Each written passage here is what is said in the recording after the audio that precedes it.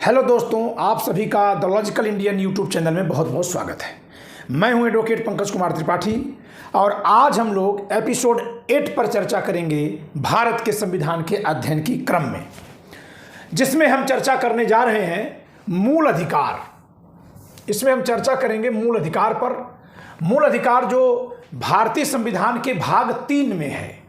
भाग 1 में है राज्य यानी भारत का भूभाग, भाग 2 में नागरिकता। आम जानकारी के लिए ये दोनों भाग बहुत महत्वपूर्ण नहीं है या ना के बराबर महत्वपूर्ण है, तो हम इस पर बाद में चर्चा करेंगे।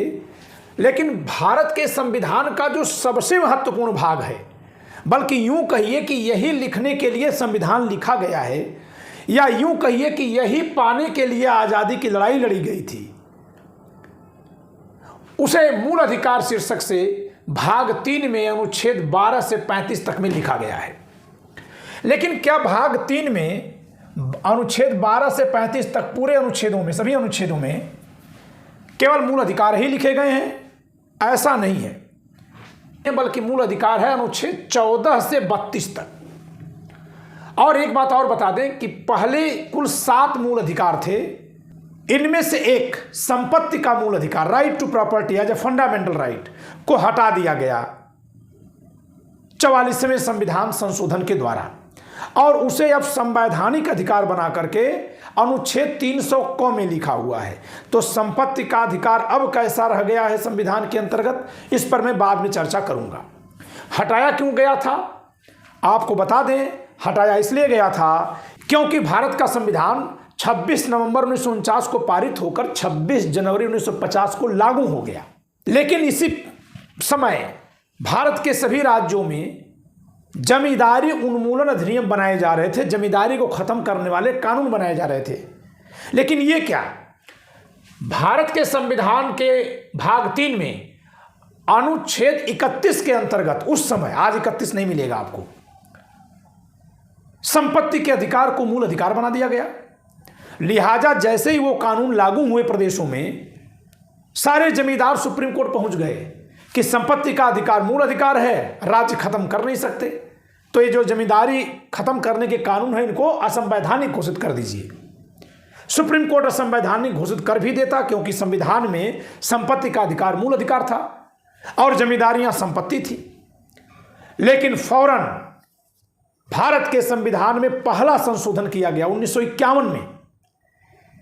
अभी संसद चुनाव से गठित भी नहीं हुई थी, यानी जिस संविधान सभा ने संविधान बनाया था, जो संविधान सभा के साथ साथ अंतरिम संसद के तौर पर भी काम करती थी, वही संविधान सभा अब केवल अंतरिम संसद के रूप में काम कर रही थी संविधान बन जाने के बाद। तो अंतरिम संसद ने भारत के संविधान का पहला संशोधन किया और भारत के संविधान में 9वीं अनुसूची जोड़ा और अनुच्छेद 31 क और 31 ख जोड़ा।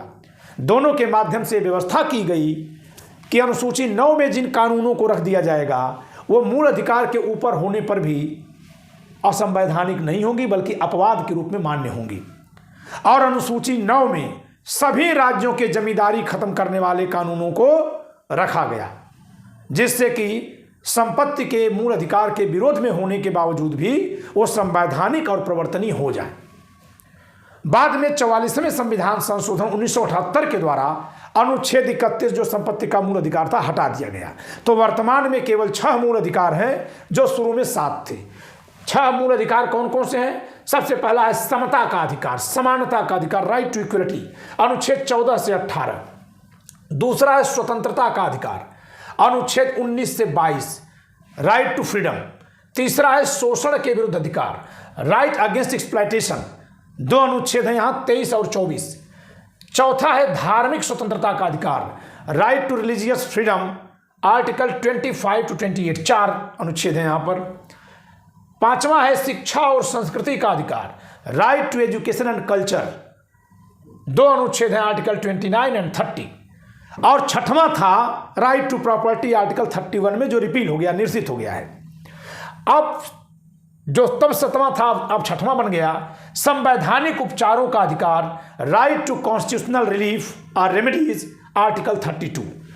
ये जो है उपचार पाने का अधिकार है कि जब इन अधिकारों का अतिक्रमण कर दे कोई सरकार या कोई भी व्यक्ति, तो उसके खिलाफ सीधे सुप्रीम कोर्ट जाने का अधिकार है। सीधे सुप्रीम कोर्ट, किसी जिला अदालत में, हाई कोर्ट या और कहीं जाने की जरूरत नहीं है, सीधे सुप्रीम कोर्ट जाने का अधिकार है। और सुप्रीम कोर्ट जाने का अधिकार भी मूल अधिकार है, यानी सुप्रीम कोर्ट मना नहीं कर सकता। तो इसे ही बाबा साहब डॉक्टर अंबेडकर जी ने संविधान की आत्मा कहा है, आर्टिकल 32 को। इसमें सुप्रीम कोर्ट रिट जारी कर सकता है। क्या हाई कोर्ट नहीं जा सकते? जा सकते हैं, हाई कोर्ट में भी जाने का अधिकार आपको है, लेकिन वो एज अ फंडामेंटल राइट नहीं है। आर्टिकल 226 यानी अनुच्छेद 226 के अंतर्गत मूल अधिकार या कोई विधिक अधिकार अगर आपका कुचला गया तो आप हाई कोर्ट में जा सकते हैं। लेकिन हाई कोर्ट में जाने का जो आपका अवसर है वो फंडामेंटल राइट नहीं है, लेकिन सुप्रीम कोर्ट में जो जाने का अवसर है, अपॉर्चुनिटी है, वो फंडामेंटल राइट है, मूल अधिकार है। अब सवाल एक और बनता है, आप पूछेंगे कि सर फंडामेंटल राइट में और संविधान में जो अदर राइट लिखे हुए हैं, जैसे राइट टू प्रॉपर्टी पहले यहां था, अब यहां से हटकर कहीं और हो गया, तो क्या अंतर हो गया?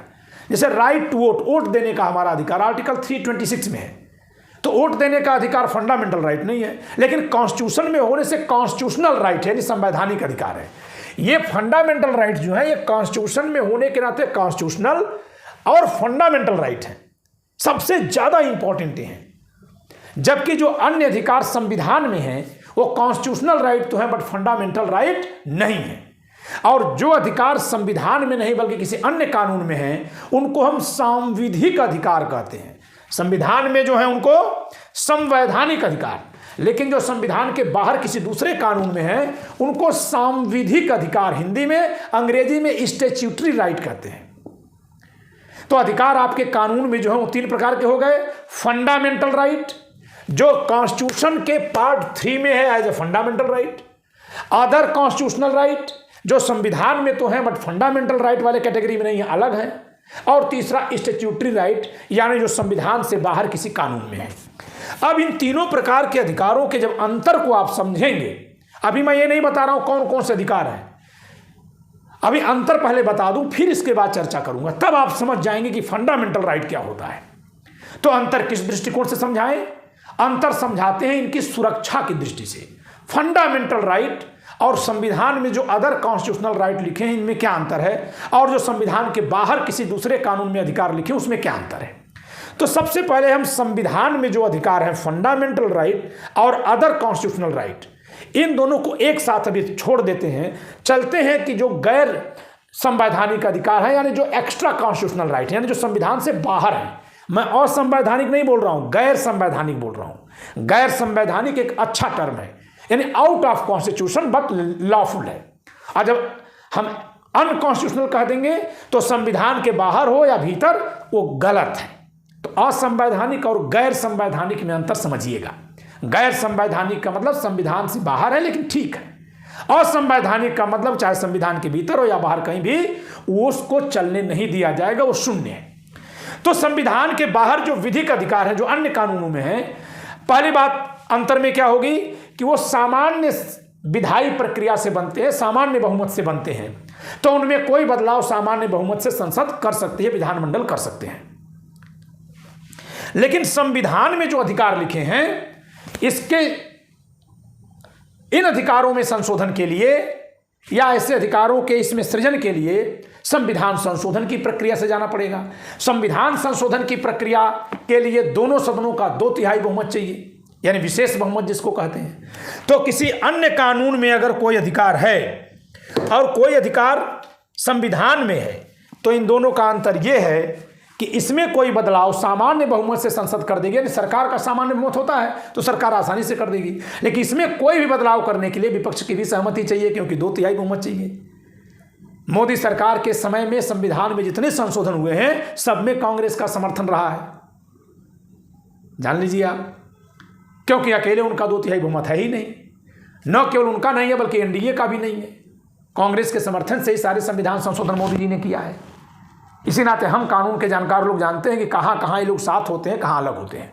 हाँ, उन्हीं मुद्दों पर साथ हुए हैं जहाँ साथ होना ठीक था, लेकिन साथ होने को भी सरकार को स्वीकार करना चाहिए ना कि हाँ इस पार्टी ने भी साथ हमारा दिया था, नहीं स्वीकार किया गया। इस नाते ये बात बता रहा हूँ। अब आ गई बात कि संविधान में जो अधिकार हैं और जो भाग 3 में मूल अधिकार, इसमें क्या अंतर है? तो संविधान में जो अन्य अधिकार हैं उनमें संशोधन कर लीजिए, कम कर लीजिए अधिकार को या ज्यादा कर लीजिए, इस पर कोई प्रतिबंध संविधान में नहीं है। हाँ, समीक्षा उसकी सुप्रीम कोर्ट कर सकता है कि उस अधिकार को आपने जो कम कर दिया, हटा दिया या बढ़ा दिया, क्या वो संविधान की भावना के अनुकूल है कि नहीं, लेकिन कर सकती है संसद 2/3 बहुमत से। लेकिन मूल अधिकार में कोई छेड़खानी कम करने के रूप में नहीं होगी, अधिक करने के रूप में होगी, कम करने के रूप में नहीं होगी। यह बात कहां लिखी है? अनुच्छेद 12 और 13 में लिखी हुई है। मूल अधिकारों का संरक्षण, ये देखिए, मूल अधिकारों के संरक्षण को एक अनुच्छेद दिया गया, अनुच्छेद 13। इसमें लिखा गया है कि मूल अधिकार सुप्रीम होंगे। संविधान के लागू होने से पहले की कोई रूढ़ी प्रथा, जी हां, रूढ़ी और प्रथा, धर्म के नियम, कोई भी कानून जो मूल अधिकार का अतिक्रमण करता है वो संविधान के लागू होते ही उस सीमा तक शून्य मान लिया जाएगा। और भविष्य में भी कोई ऐसा कानून नहीं बनाया जा सकता है, न ऐसा आदेश दिया जा सकता है, न ऐसा निर्देश दिया जा सकता है जो मूल अधिकारों से असंगत हो, यानी इसके विपरीत हो। तो इस नाते मूल अधिकार संविधान में लिखे अन्य अधिकारों से ज्यादा महत्वपूर्ण हो गए। इतनी मजबूती क्यों दी गई? इसलिए दी गई क्योंकि इसी के लिए तो आजादी की लड़ाई लड़ी गई है। तो हे मेरे दोस्तों, हे मेरे भाइयों, आप कभी ये लाइन जब बोल देते हैं कि सरकार ने कोई फैसला किया तो सोचकर ही किया होगा, कोर्ट कौन होता है जांचने वाला? अरे संविधान ने सरकार को नियंत्रित रखा है, अनियंत्रित नहीं है, कोई राजा महाराजा नहीं है। हमने राजतंत्र को उखाड़ फेंका है, बल्कि यूं कहें कि राजतंत्र हमारे लिए नाकाबिल साबित हुए, विदेशी आक्रमणों से हमारी सुरक्षा नहीं कर सके, और इसी कारण से अंग्रेजी राज यहां स्थापित हुआ। फिर धीरे धीरे जनता ने लड़ाई लड़ के अंग्रेजों के जरिए थोड़ा थोड़ा अधिकार पाया। बाद में जब पूर्ण अधिकार पाया तो संविधान बना लिया। तो जनता के अधिकार को प्राथमिकता दी गई है। यानी अगर सरकार, और अगर सरकार तो छोड़िए, संरक्षण दिया किससे गया है? सरकार से ही दिया गया है, राज्य से संरक्षण दिया गया। राज्य का मतलब संसद, केंद्र सरकार, राज्य सरकार, राज्यों का विधानमंडल, कोई पुलिस वाला, कोई वाइस चांसलर, कोई ग्राम प्रधान, ये जितने लोग हैं इन्हीं से सुरक्षा दी गई है।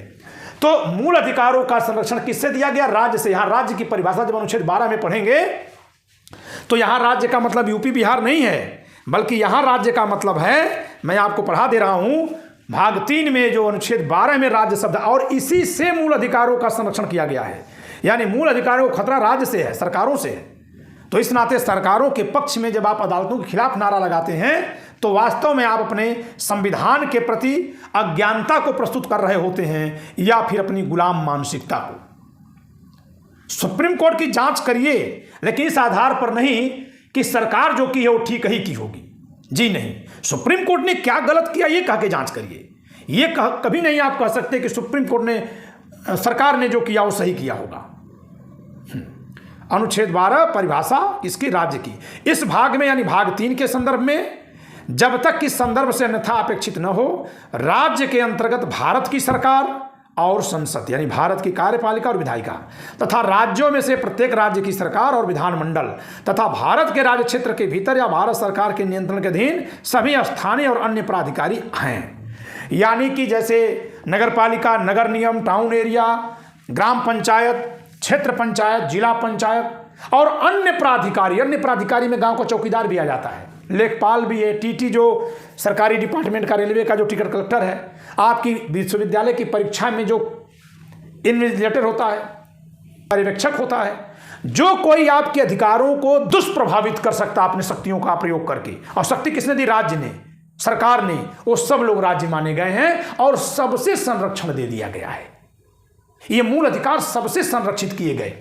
तो भाग 3 के अनुच्छेद 12 में कहा गया राज्य, और 13 में कहा गया कि राज्य ऐसा कोई कानून नहीं बनाएगा, और कानून में आदेश भी है।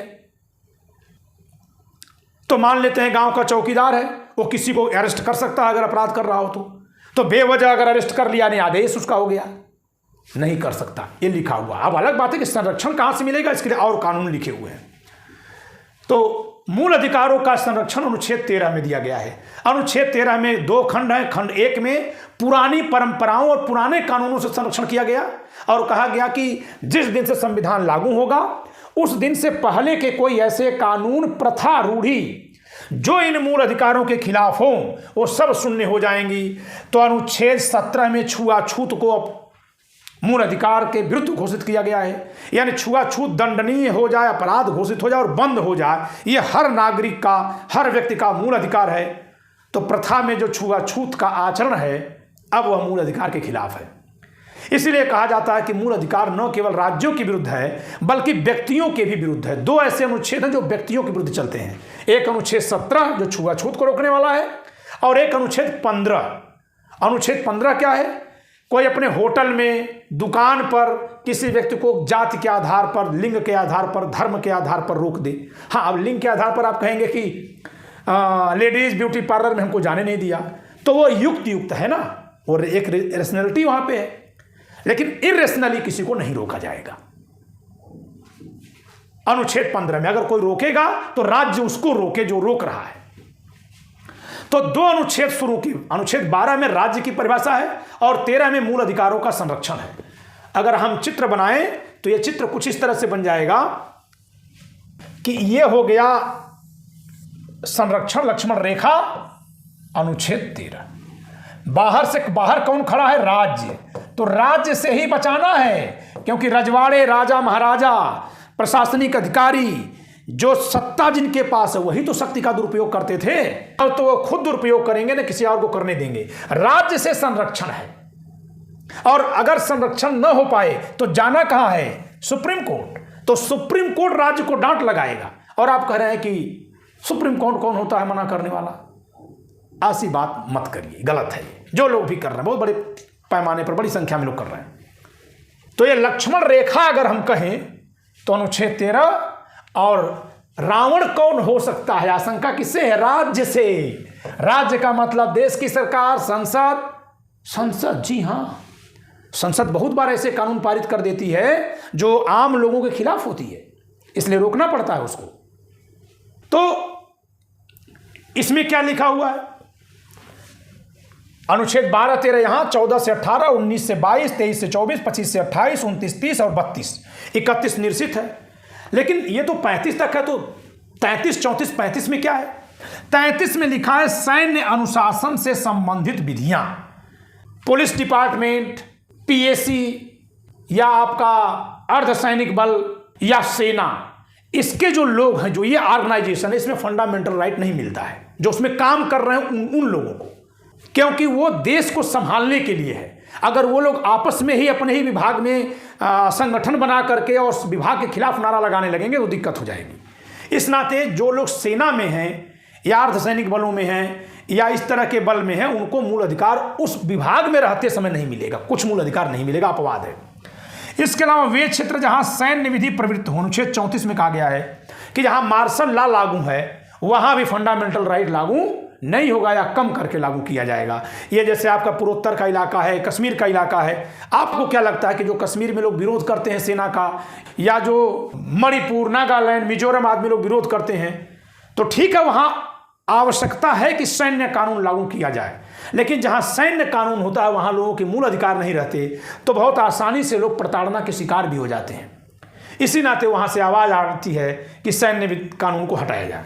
इसके अलावा मूल अधिकारों के प्रभावी बनाने हेतु विधि निर्माण की संसद की शक्ति। इन मूल अधिकारों को प्रभावी बनाने के लिए कुछ जगह कानून बनाने के लिए कहा गया है। जैसे अनुच्छेद 17 में कहा गया है कि छुआछूत, अस्पृश्यता यानी अनटचेबिलिटी निषिद्ध होगी और इसको दंडनीय बनाने के लिए कानून बनाया जाएगा। वो कानून 1955 में बना, सिविल अधिकार संरक्षण अधिनियम के तौर पर। लेकिन वो कानून कौन बनाएगा? तो यहीं पर लिखा हुआ अनुच्छेद 35 में कि मूल अधिकारों को इफेक्टिव करने के लिए जो कानून बनाने के लिए इसी में लिखे हुए हैं वो केवल संसद बनाएगी। उसके लिए राज्य विधानमंडल नहीं बनाएंगे बल्कि संसद बनाएगी। तो मैं आज इसको इतना ही बता रहा हूं, फिर कल से मैं इसको अलग अलग बताऊंगा। एक बात थोड़ी सी और बता दूं, बहुत महत्वपूर्ण बात है यहां पे, मूल अधिकारों का वर्गीकरण ये किसको मिले हैं?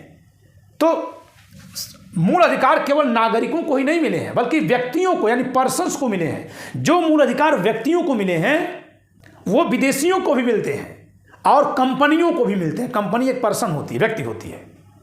मंदिर में जो मूर्ति है वो मूर्ति भी व्यक्ति होती है। गुरु ग्रंथ साहब व्यक्ति हैं और ऐसे वक्फ बोर्ड व्यक्ति है।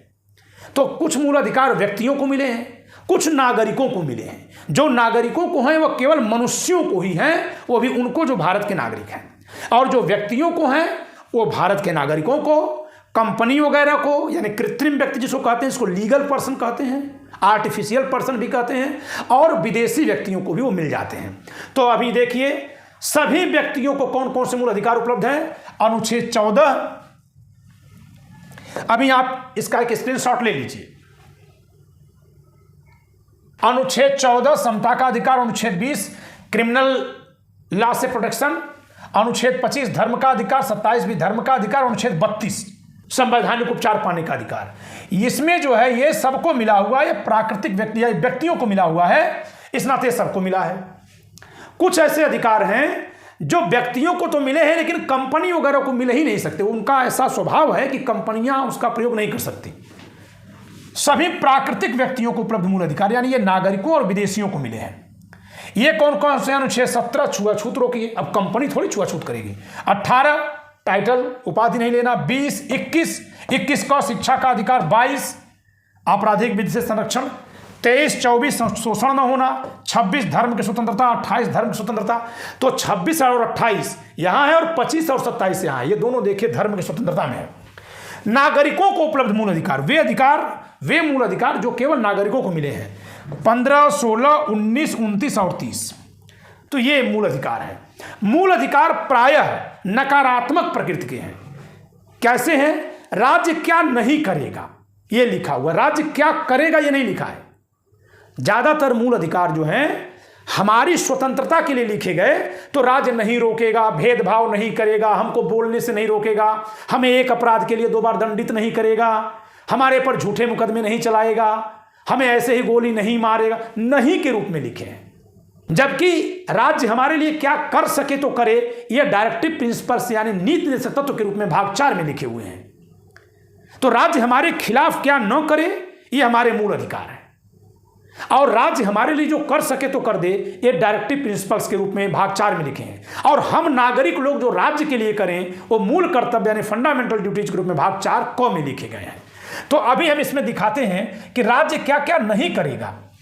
नकारात्मक प्रकृति के मूल अधिकार, यानी कि अगर आपको सामान्य तौर पर पूछा जाए तो आप यही कहेंगे कि मूल अधिकार जो है वो निगेटिव नेचर के, यानी राज्य क्या नहीं करेगा, यानी राज्य पर प्रतिबंध के रूप में है। अनुच्छेद 14 भेदभाव नहीं करेगा। 17 छुआछूत नहीं करवाएगा। 18 उपाधि वगैरह देकर भेदभाव नहीं करेगा। 20 जबरदस्ती किसी को उसके खिलाफ गवाह नहीं बनाएगा, एक अपराध के लिए 2 बार दंडित नहीं करेगा। 21 बिना कानून के सजा नहीं दे देगा। 22 24 घंटे से ज्यादा बिना मजिस्ट्रेट के हाथ के रखेगा नहीं, अधिवक्ता से परामर्श लेने से रोकेगा नहीं, ये सब। 23 24 शोषण नहीं करेगा। 27 धर्म के आधार पर कर नहीं लगाएगा। 28 किसी शिक्षण संस्थान में धार्मिक शिक्षा नहीं देगा। 30 अल्पसंख्यक वर्ग को अपना शिक्षण संस्कृति बढ़ाने का मौका देगा, रोकेगा नहीं। ठीक। और इन मूल अधिकारों को हम आप छोड़ भी नहीं सकते, यानी राज्य भी हमसे नहीं छीन सकती और हम भी नहीं छोड़ सकते। यानी हम में से कोई अगर ये कहे कि नहीं भैया हम तो अछूत जाति के हैं, हमारे साथ ये कैसे चाय पी लेंगे, तो ये वो भी गलत कर रहा है, खुद भी ये काम वो नहीं कर सकता। और जो कह रहा है कि नहीं तुम मेरे साथ कैसे चाय पियोगे, वो भी गलत है। वैसे तो कोई किसी के साथ चाय पिए ना पिए ये स्वतंत्रता में आता है, लेकिन इस आधार पर मना कर देना ये छुआछूत में है कि अछूत है। राज्य पर प्रतिबंध तो है किंतु धारक को अधिकार के रूप में है, यानी राज्य पर प्रतिबंध तो है लेकिन हम चाहें तो उसका प्रयोग करें। अनुच्छेद 15 16 शिक्षा का अधिकार, नौकरी पाने का अधिकार। 20(3) हम गवाही दें कि न दें अपने खिलाफ। 22 में कुछ अधिकार हैं, वकील से मिले कि न मिले, ये रोकेंगे तो नहीं लेकिन हम चाहें तो मिले ना मिले।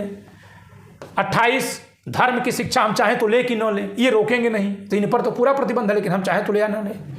सकारात्मक प्रकृति के भी कुछ मूल अधिकार हैं, यानी कुछ ऐसे मूल अधिकार हैं जिसके लिए राज्य को कुछ करना है। अनुच्छेद 19 क्या है? बोलने का अधिकार हमारा है, तो राज्य का कर्तव्य है कि सूचना हमको उपलब्ध कराए, और हमारा अधिकार जो बोलने का है उसके लिए हम चाहें तो बोलें, सकारात्मक प्रकृति का हो गया। 21 का 6 से 14 वर्ष के बच्चों को मुफ्त शिक्षा का अधिकार। तो राज्य पर सकारात्मक कर्तव्य हो गया, स्कूल खोलिए, पढ़ाइए। 22 फिर हो गया यहाँ पर कि उनको जमानत पर छोड़ा जाए, जमानत की व्यवस्था करवाए, यानी अदालतों की व्यवस्था कराए। अनुच्छेद 25 मंदिरों को सबके लिए खुलवाए, जो हिंदू वर्ग के मंदिर हैं वो सभी हिंदुओं के लिए खोले जाएं। यहाँ लिखा हुआ है कल्याणकारी सुधार कर, यानी कुरीतियों को हटाए। जी हाँ, हिंदू धर्म की कुरीतियों को हटाना सभी हिंदुओं का मूल अधिकार है और राज्य की ड्यूटी है कुरीतियां हटाना। 25 क्या है, वो धर्म को मानने का अधिकार। 26 अपना कोई धार्मिक क्रियाकलाप करने का, संगठन बनाने का अधिकार। 29-30 शिक्षण संस्था चलाने का अधिकार। 32 अगर कहीं अधिकारों का अतिक्रमण हो रहा है तो सुप्रीम कोर्ट जाने का अधिकार। यहां लिखा अनुच्छेद 22 जो है वो तीनों श्रेणियों में आता, हर तरह के प्रकार में शामिल है। तो आज मैंने मूल अधिकार की एक झलक भर दिखाई है। अब हम अलग अलग एक एक मूल अधिकार पर चर्चा करेंगे।